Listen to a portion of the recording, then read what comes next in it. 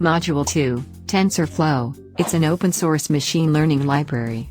It's exciting. We can develop machine learning models and neural networks using TensorFlow very easily.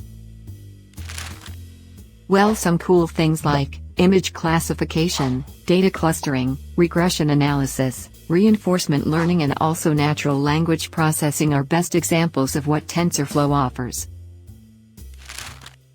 TensorFlow has main two components. One is a graph and another is sessions. Pretty familiar words, right?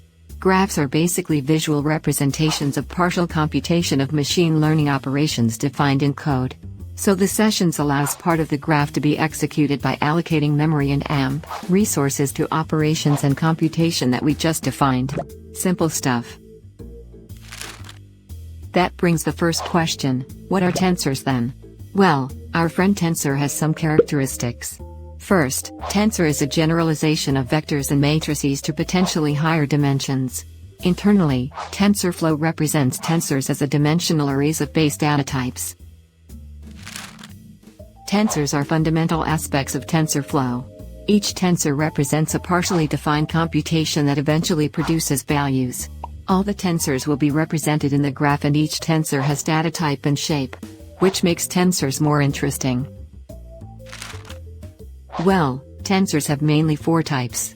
First is variable, second is constant, third is placeholder, and fourth is sparse tensor. All these tensors are immutable, except variable tensors during the executions. So the next question comes in mind: how do we evaluate these tensors? Well, since tensors represents a partially completed computation, so we will sometimes need to run a session to evaluate the tensor. In the next module, we will learn about core machine learning algorithms. Don't forget to like and subscribe. Bye bye.